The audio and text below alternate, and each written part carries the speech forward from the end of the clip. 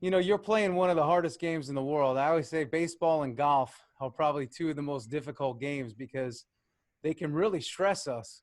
So, the one thing I learned in all my years in professional sports, I worked with the Yankees for 12 years. I worked with players like Jeter, Rivera, Pettit, and Clemens, all these great players that you guys know regardless of your generation in being in the game. These guys were amazing because they never let anything really bother them, right? And how many of us oftentimes, we lose it over little things, and we're constantly losing our attention. We're constantly losing our focus. We're constantly trying to do too much, and we're constantly trying to be a player that sometimes we're not. And, if you're a four hitter and you're trying to play like a one, you're going to get yourself in trouble. If you're a one trying to play like a four, you're going to get yourself in trouble. So, the biggest thing I try to push across to those that I work with is you guys have to fall in love with the type of player that you are. You got to fall in love with who you are, and you have to fall in love with two things: work and preparation. They go hand in hand. So if you're in love with preparing and you're in love with the work that goes with it and the grind that goes with being great, it's going to strengthen you mentally. I always say we train our players physically so they could be strong mentally. And that's something that I want you to understand. So even as the coaches are pushing you in conditioning drills and they're pushing you to be better, be happy, like I said, that they're those types of coaches that invest in their players.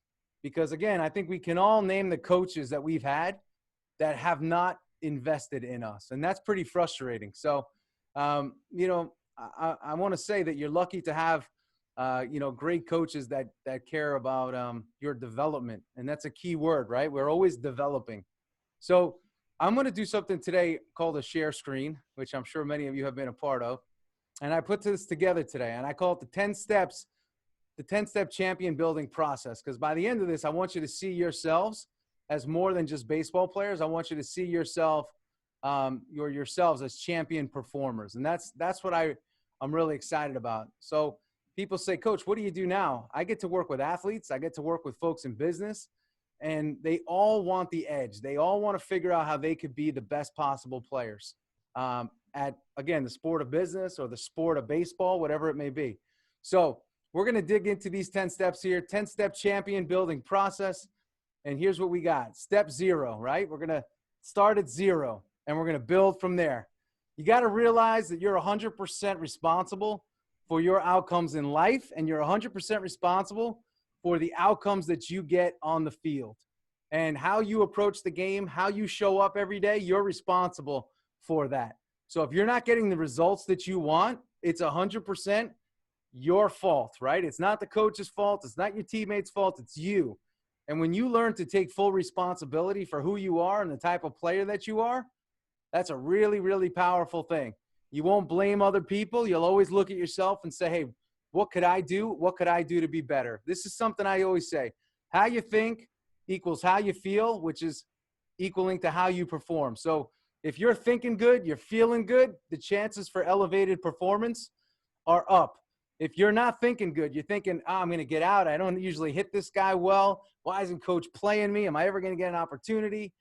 That's not going to get you thinking good. That's not good thinking. We call that stinking thinking, and it's going to lead to you feeling not so great. And in a sport like baseball, that's me versus you. If you're not feeling great, how are you going to perform? Probably not great. So let's move to this next step here. Point 5, we're climbing up that ladder. Realize every day starts at 0 and you build your day. So when you go into your day, I always go into my day and I say, what am I going to make happen today? How can I get myself physically stronger? How can I get myself mentally stronger? And how can I take myself and my game to peak? What are the things that I need to do? And we're going to get into the action steps later. What are the things that I need to do in order to be great? And that's what I got to always be asking myself. And that starts by identifying your weaknesses. Most people say, hey, coach, I don't like to think about my weaknesses. It makes me have poor thoughts. And then like you said, that'll eventually lead to poor feelings and poor performance. But I'm saying to you, no, you have to identify your weaknesses, because when the game is on the line and you feel high pressure, it's not your strengths that you're going to be thinking about. It's going to be your weaknesses. It's going to be your vulnerabilities that you're thinking about. So I encourage each of you, while things may be a little bit suspended right now, this is a good time. And I'm going to send this presentation to Coach. He's going to send it out to you in a video, and you're going to have a PDF that you could read through all this. But I want you to go through the exercises. Identify your weaknesses and write them down. Again, I'm not looking for 10 weaknesses. What is your top 1 to 3 weaknesses as it relates to your physicality, your mentality, and your on-field play? If you have a hard time identifying what your weaknesses are, there's some coaches that have been watching you play that could probably help you find out what some of those weaknesses are. Don't be afraid to ask. Have the confidence to ask Coach and your coaches, what can I work on? What are you seeing that I may not be seeing? There's people, again, I talk about the business world, they pay a lot of money to have somebody identify what their weaknesses are. You have coaches on staff that are willing to help you do that. Identify your strengths. What are you great at? Which part of your game is your strongest part of your game? Now, here's part 2. You got to ask your coaches this. You may even want to ask your teammates, where is my strength? Because sometimes what we think is a strength may not be our biggest strength. So again, what are my weaknesses? What are my strengths? Write them down. Step 3, identify your sharpest skill. Which part of your game is the best part of your game? Not just a strength, but this is why you were brought here. This is what you are capable of, because this strength, this sharpest skill is what makes you who you are. It makes you the player you are. What is that one skill? Again, not 1, not 3, not 4, not 5. One skill. What is that one skill? That's your sharpest skill. Write that down. Identify your weakest skill, okay? So let's look at what I said earlier. You have your strengths, which is your whole skill set. You have your weaknesses when we're looking at your whole skill set. When I'm asking you to look at your strongest skill, that's one thing that makes you great. And what's your weakest skill? That one skill that if you improve that, it's game-changing for you. Let's identify that. Write that down. Step 5, once we've identified what our weakest skill is, that's what we have to practice every day. You better make sure that every day you practice, there is time carved out for you to focus on that weakest skill. Now, some of you, it may not be a physical skill. It may be a mental skill. It may be the way that you talk to yourself. It may be the way that you see yourself. It may be just you may have just a bad routine, right, that you need to work on. You're scatterbrained. You're scattered all over the place. You do this one day, you do that the next day. There's no rhyme or reason for how you go about your business. That could be your weakest skill: planning, organization, detailed routine. That may be your weakest skill. Okay? Step 6, identify who complements your weakest skill. So there may be somebody, let's just use routine, for example. Let's say you're somebody, you wake up when you wake up, you go to bed when you go to bed, you sort of float through your day, you do a little bit of this, a little bit of that. And then there's that teammate that you have that is like, bang, bang, bang. They're almost what we would call highly detailed or a bit anal with everything that they do. They're very scheduled. They're very regimented. If you're somebody that's a floater, you want to find that guy because he complements you. You're somebody that's scattered. He's somebody that's very detailed. Get with that guy. He's going to help you better your habits. You may not be helping him better his habits, but he's going to go find somebody that complements him. And overall, when you guys can connect in that way, you're going to strengthen your team. You're going to strengthen those bonds, and you're going to strengthen the culture of your organization. So identify who complements your weakest skill. Write that teammate's name down and ask yourself, how can I use them to help me? How could I utilize their skills to help me? Step 7, identify what your daily big 3 to 5 fundamentals are, and you better make sure that in that daily practice of your weakest skill is in there. So identify the 3 things to 5 things that you need to do every day to feel great. So for me, I have to train physically every day. I got to break a sweat every day. I have to do that. For me, I have to coach people every day. Those are like 2 of my big ones, right? I go to bed at the same time and I wake up at the same time. So I got 4. And ultimately, you have to come up with what are your 3 to 5 absolutes.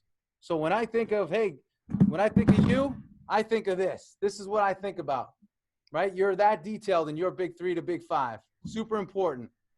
Step 8, be in relentless pursuit of mastering your craft.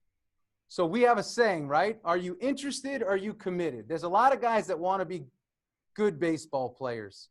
There's a few more guys that want to be great baseball players. But there's a lot of guys out there that don't want to do the work.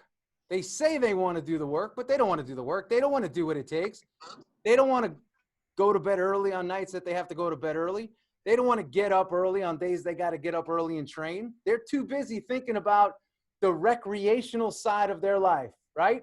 Chicks, movies, going to eat, and doing social media, things that don't matter, right? If you say, I want to be a great baseball player, what on your phone, in your Instagram feed, besides me and coach, are going to teach you anything on there? Most of the time, that's not helping you be better. So you got to ask yourself, what can I do every single day to be better, right? To become a master at my skill.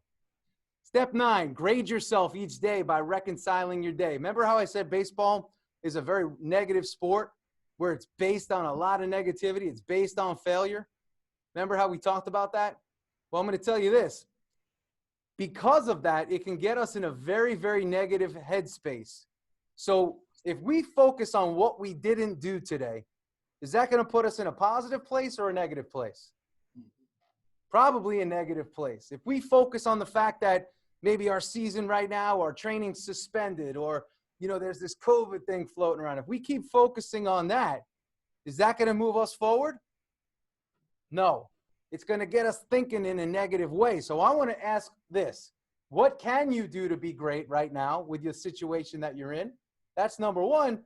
But number 2, what did you do great today? When you look back on your day, it's closing in on 5 o'clock here on Friday. My question is, what did you do today? I keep a black and white, one of those old school marble notebooks with a pen. It's paper. Some people haven't used paper and a pen in a long time. But I stay off my phone with it, and I got this notebook that I use. And in that notebook, I put today's date, and I write down all the things that I did well today. The conversations, this webinar, all these great things. And I look at my day and I say, man, I did a lot of good things today. I don't think about the things I didn't do. I don't think about the situations that I may not have been great in. I think about what I did great today. And I call that reconciling your day. It allows you to look at your day, think about the good things, build momentum, and get yourself moving forward into the next day, and so you can enjoy your night and everything else, okay? So you can't be afraid to grade yourself each day, right, by reconciling your day. Next, step 10, when you wake up and before bed, remind yourself of this one thing, that you are a champion. I got to tell you, when I was your age, I probably had a bit of a hard time doing this. When I was 19 years old, I made a decision to step down from playing, and I got into coaching. I started with the Yankees as a coach intern at 19 years old, the same age that some of you guys are. And very quickly, I had to realize that I was no longer just this 19-year-old teenager that was in his second year in college, but I had the opportunity of a lifetime. And I knew the one thing that would strip that from me was my confidence. So I had to believe it myself at a very deep level. And I know this may sound funny to you to say, hey, I'm a champion. But there's days, a lot of days, most days, when I wake up and before I go to bed, I say, Dana, you are a champion. You're a champion. And you have to believe that. Imagine if you told yourself that as you're getting up to the box, right? You're stepping in the box. This guy's throwing some wicked heat. And what do you say to yourself? I'm a champion. My name is, say your name, I'm a champion. Do you think that that just puts you in a positive energy profile for you to succeed? If you're on the mound and you're struggling maybe to throw strikes, what would be a good reminder for you? I am a champion. I was talking to a professional pitcher last week on the Mets, and he said, Coach, I throw ideal. I do well. I throw hard. I get guys out. And then all of a sudden I stop getting guys out. I give up a hit. I don't make a pitch. I walk a guy. I don't get the call that I want. And all of a sudden the wheels fall off of my game. I said, well, what happened to your head in that moment? And he said, well, I go from attack mode to sort of this defensive mode. I said, exactly. You went from playing offense to playing defense. Very simple. And when you go from playing offense to playing defense, you're going to get yourself in trouble. Baseball is a game where you have to think of yourself, whether you're on defense or offense, as an offensive player. You're on the attack. You are the dominant force. You have to become that alpha body on that field. It's how you carry yourself. It's how you see yourself, and it's how you believe in yourself. So when I say I am a champion, I think it's important that you get comfortable in telling yourself that. I am a champion. I'm a champion. I'm a champion. And again, 50% of you on here may not believe it the first time you say it. I didn't. You may not believe it the first 10 times you say it. But remember, to have success in this game, outside of the skill acquisition, the ground balls, the infield, the outfield, the BP, and all that, you have got to remind yourself who you are and what you're capable of. Because there'll be too many opportunities and too many things that happen to you in this game where you will doubt yourself. You'll think you suck. You'll think you're a loser. You'll think you're not a winner. You'll question whether this game is even a game you should be playing. You'll question if you're at the right school. You'll question if you have the right coaches. All this crap goes through your head. But remember, it's nothing more than that. You got to always see yourself as that champion on the offensive side of the game. Stand up tall and attack your day. Don't let your day attack you. Remember how I started today. I said you are 100% in control of your life. And that's your life as a person, and that's your life as a player. You cannot forget that. And I want you to believe that, right? Think about your life. You know, you guys have a great opportunity right here. There's a lot of kids that are wishing that they could play in college. There's a lot of kids that are having their high school season stripped from them last year, right? And they don't know what they're going to do. So it's important to understand where you are and the opportunity that you have. And I don't want you to blow it, because I've seen a lot of guys blow it, not because of anything more than them just thinking bad about themselves. So you got to stop feeling sorry for yourself. And remember, every day, get training, get working, get prepared, find out what your strengths are, find out what your weaknesses are, and constantly be on in a space where you're developing yourself. I mean, people don't understand what goes into being a pro athlete. You guys oftentimes see the glamour of it, you know, what happens between 7 p.m. and 10 p.m., but it is a grind. It is a hell of a lot of work. Guys are getting to the ballpark at 1 o'clock for a 7 o'clock game, and they're not sitting down just eating cold-cut sandwiches. They're working. They're thinking about, what part of my game can I get better at? You know, get my training in today, getting my body work, massage, stretching, arm care, all of it. They got 6 hours a day to do that. And they do it on Monday, and they do it on Tuesday, and they do it on Wednesday, and they do it on Thursday and Friday. And they do that for 6 months. And I talk to a lot of young people that are like, hey, coach, I'm not feeling good today. Hey, coach, you know, this is hard. Coach, I got this. Coach, I got that. And it's just too much what you have. And we got to remember that it's not about that. If you want to show up and be prepared to play this game, you got to show up and give it everything you got. Because every time that you show up and train, it's like making a deposit at the bank. And over the course of the season, that account starts to grow. And that's what it's about. So I encourage you guys, whenever you have doubts, 2 things. Remind yourself that you're a champion and get working. And you'll never doubt yourself. I was talking with Kevin Youkilis a couple of months ago. And I said, Uke, how did you deal with the fans always busting your balls, you know, in other stadiums, criticizing you and saying all this stuff about you? He said, you know what? I never listened to them because I was my biggest critic. Nobody wanted to succeed more than me. And I did the work, and I showed up, and I put the pressure on myself. What the pressure they put on me was nothing next to what I put on myself to be great. That was an expectation. That was a standard that I had for myself. And I did whatever I had to do, knowing that I had the opportunity of a lifetime. I didn't want to blow it. So right now, where you guys are at, you have the opportunity of a lifetime to be college ball players. Not many people get a chance to say that. So be proud, be happy, be excited. And listen, this season's going to happen. This upcoming season, you're going to play ball. And that's what I have for you today, okay? Just a short lesson. And I wanted to remind you all that before we hang up, you guys are champions. Don't forget it. Don't wait for a trophy to determine whether you are or not. Oh, yeah. Absolutely. Cool. I'm cold. You guys are good with that?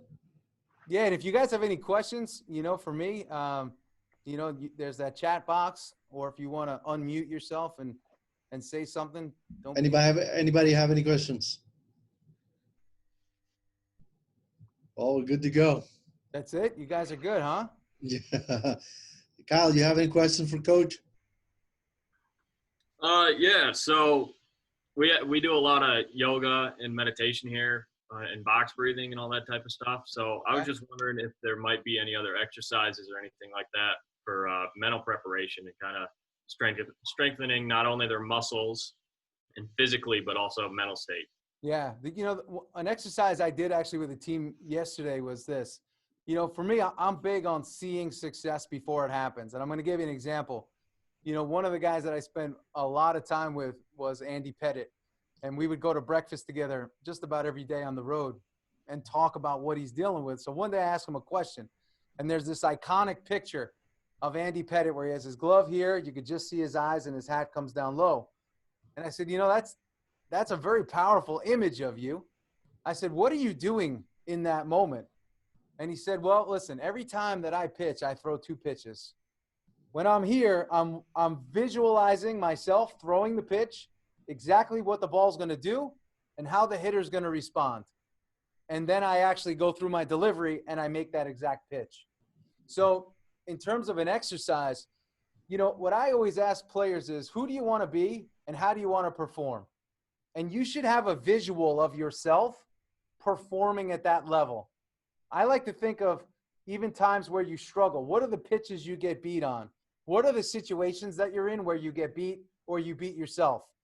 I want you to capture that moment, and I want you to play that moment in your head. And usually when you capture these moments where you haven't performed well, you could get a physiological or a physical response where you feel like almost a little nervous or you feel weak. I want you to take that moment. We all know a moment in our career where we've had that. Think about that moment, right? And in the moment, visualize yourself actually having success instead of the fail. Start with the fail, finish with the success. And I like to do this with your eyes closed, deep breathing, and work through these friction type situations. So if you've played this game, and I'm sure everybody could attest to this, you've had a situation where you're like, man, I hope that doesn't happen again. Or, man, I really sucked in that moment, right? Write down what that situation is for you. Think about that situation and realize this. If you don't correct it, the only chance of you being better the next time that happens is luck. So I want you to put yourself in these situations and actually work through them mentally. See yourself as successful and victorious in a situation where you were not.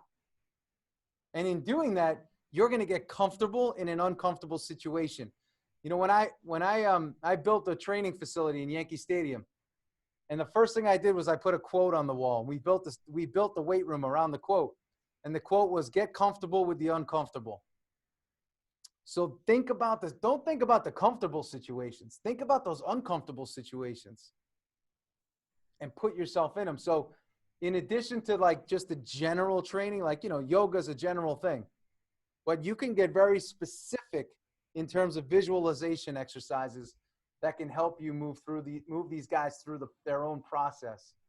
And this is a side of the game that very few people spend time on.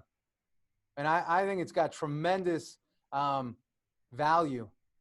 And what I would say is, as you take the guys through this exercise, or even fellas, as you take yourself through that exercise, ask yourself, what was I feeling? Where was my head in that moment?